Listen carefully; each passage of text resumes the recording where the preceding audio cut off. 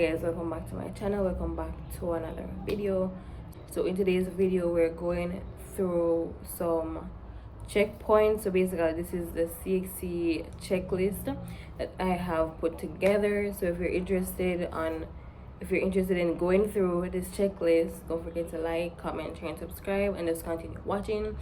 So the first thing we have on our CXC checklist is, and basically this checklist is really meant to help students to be prepared, right? Just it's like a checklist, just to ensure that you have everything and that you're doing everything the way that you should in order to succeed in your CXC exams. If you need other videos on relating to CXC advice, tips, tricks, and all that stuff, down below will be the CXC playlist with over 50 videos. I'm not saying I go watch 50 videos, but if it's for a particular subject, whether you're struggling with maths or you want to know for past English, bio, HSB, IT, go and check that playlist, and there should be a video in there talking about something relating to you. And also there's also the free CXC study guide that is in there's a link in my Instagram bio that leads to the free CXC study guide, so you can also go and like check that out if you want to.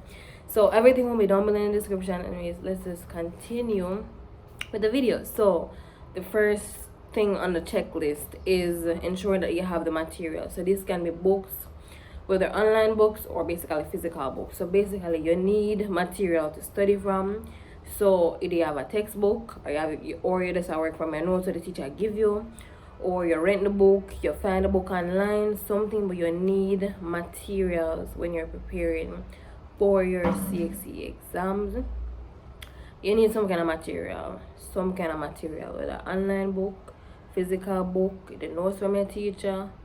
It doesn't matter what you need, or even the library. If your school at your library rent the textbooks, or like my high school would have a book room, so you can probably rent a textbook. But if your library rents books relating to CXC like that, then that would be great. But point is that the first thing on the checklist is ensuring that you have material. Basically you just need material that you can study from. That is the aim of the first checkpoint, because listen, how you gonna pass the exam and you not no material and not for study, like it doesn't make sense. So you need some information. That's the key word that I want to use.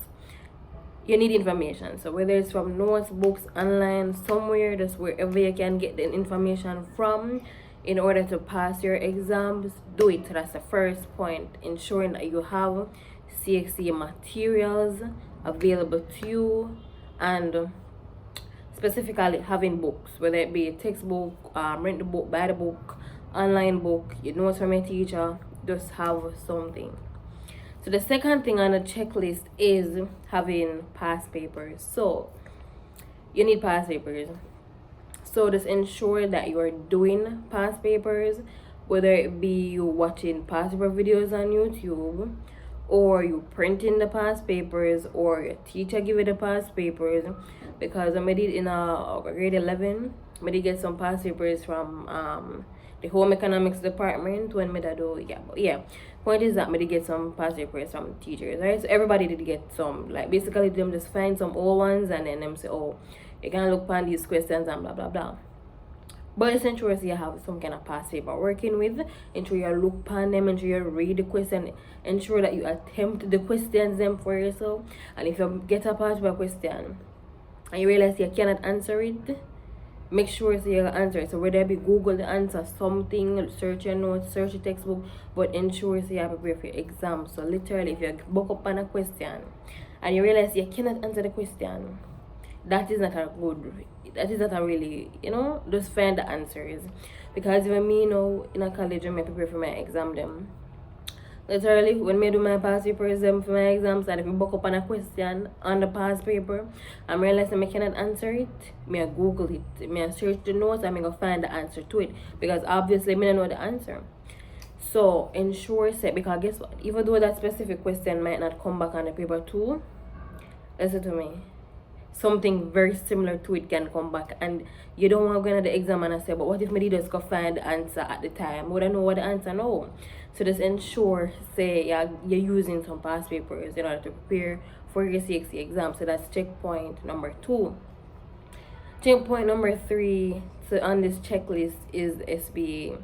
Ensure that your SBA is completed and done properly. Please don't just send in something. So ensure say it's completed and done properly, because SBA grade can really influence what your final grade is in the CSEC subject. Because I already talked about my stories, and but yes, with maths especially, but it can literally make a difference between a grade 2, a grade 3, a grade 1. I'm gonna preach it over and over again, but it matters. Your SBA grade does matter. You submitting a bad SBA is like you just going at the exam and say whatever is whatever. You might can still pass, because if you manage to swing through with a grade 3, good for you. But at the end of the day, ask yourself this: do you want to take that chance? Do you want to take that risk? Doing say, alright, me submit this idiot SBA and it's really 50-50 in the exam. So you know what, just submit a good SBA. Don't chance it. Don't just submit a good SBA, and just let that be point number 3 on this checklist. So if you know say your SBA completed and it's done, if it don't done yet and you know you're working on it now, you're working with the group depending on what SBA or it's individual SBA, whatever it may be, just ensure so you submit a good SBA. Because for example, if the SBA, the maths SBA usually mark with a 20, for example, don't get less than 18. Or if you get even 17 out of 20, you can go on with it. But don't make it be a case where you get 10 out of 20 for your SBA grade. That don't look good at all going into the exam, just saying. Because if you can't do the SBA, what hopes people will have say you're going to do something at the exam? This, just be honest. So ensure you complete a good SBA and submit it on time. The next point is covering, the next checklist point is covering all the topics on your syllabus. Now this is really good, because one thing that I've come to realize is that, you see, when you finish the syllabus, when you finish the content, you significantly increase your chances of doing well on the exam. You don't want to go on the exam and you only study 50% away of the syllabus, and then let's just say it was just a bad day for you, and the 50% where you don't study, most of the questions revolve around the 50% we just never study. You know how salt you're getting at that exam? So listen to me. Ensure so you cover all the syllabus.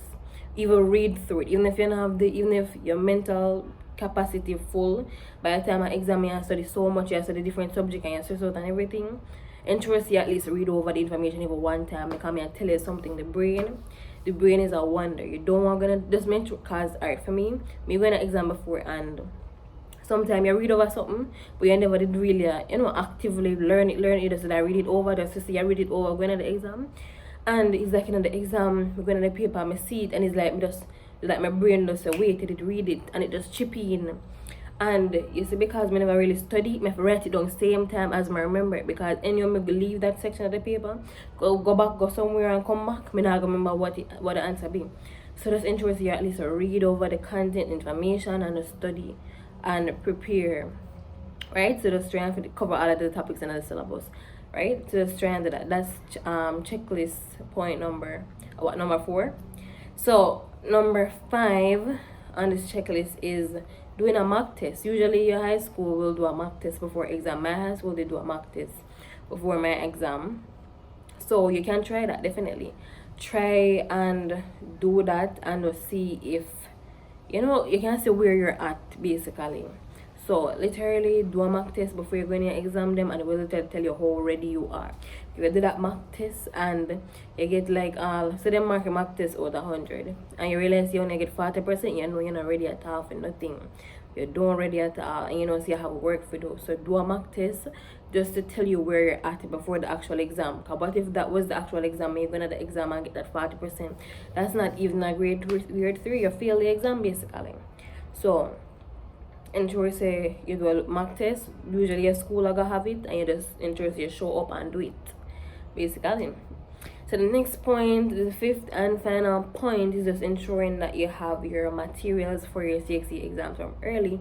Now you're gonna need the ID, pen, pencil, all those stuff, calculators for maths. Ensure your timetable is printed. So listen, you don't want to be one of those people where you never realize upon Monday your exam, and in your brain you feel like I did Wednesday the exam. When Monday gone and the exam gone, what you gonna do? Ensure your printer timetable, ensure you look on it frequently, ensure you write it down, do something, because you do not want to get the dates mixed up and then you miss the exam. When you miss that exam and you gotta tell them, so, oh, whenever they realize you did Monday, I think I Wednesday, them don't care. Them don't care. Them literally don't care. So me I tell them now, print your timetable. So usually either the school give it to you, or you print it, or you write it down, but do something. Don't make it be a case where you miss the exam just because a date mix up. You don't want to afford that. I also gonna need the ID, so with your school ID or passport, just have an ID ready, visit those exams. Ensure so you know what examination center. So this is for people who maybe not in high school or them graduate high school and them a go evening class or something. Ensure you know exactly where the examination center is. Ensure you're familiar with the place. You don't and if you aren't familiar with the place, on the day of the exam, go look early and go search for the room. Go early and go search for the room where the exam will be in. Don't let it be a case where the exam will start 1 o'clock. The exam will start 1 and you will show up 12:55 and you don't know where the room there. And you run up and down and search the place. By the time you find the room at 1:10, you lose 10 minutes out of the exam time already just because you don't know where the place there. So don't be like that. Ensure you know where the exam is going to be held. Ensure you know the date like the back of your hand. Ensure you have the materials, your pen, your pencil, the bubble sheet thing. Ensure you have the H2B pencil where you go shade and the machine I go pick up. For the MCQ, for the paper 1. For the paper 2, ensure you have a black or a blue ink pen. Writing pen. Don't go into the exam with one pen because that, listen, check your pen before you're going to the exam. Check your pens before you're going to the exam. And at least have 2 pens, at least have 2 pencils, and bring one sharpener and rubber. Like, don't let it be, or even know a ruler, depending on what exam you're going to sit. Don't let it be a case where you're in the exam and the pen stop work for you, and then one pen you're going there with. You can't afford that. And you don't want to go in there and you got 1 pencil and the pen broke out for you at the exam. What you going to do? You're not a sharpener and an extra pencil. Bring 2 pencils at least. And bring 2 pen at least and check the pen them, run the pen them before you go into that exam and so you're going to put yourself in a problem. So try and do all of that in order to prepare for your exams. And overall, just good luck on your exam. Just do your best when the date come. Don't stress out. Be calm as you can. All you are nervous, just be as calm as you can. Just ensure you take the time and prepare well. And as I said before, there's a CXC study guide in my Instagram bio. Click the link and it will lead to the CXC study guide. When it comes up, you click on free CXC study guide. It will lead you to that. And also the CXC playlist is down below. I wish you guys the best on your exam. This is basically the CXC checklist. This is what 6 points, 6 different points on the checklist. So when you're preparing for your exams, follow this checklist and ensure that you're preparing to the best of your ability. Ensure you cover the syllabus. Ensure you study. Ensure you do pass papers. Ensure your SB is submitted. And overall, good luck on your exams. And this is the end of today's video. Alright, so bye guys.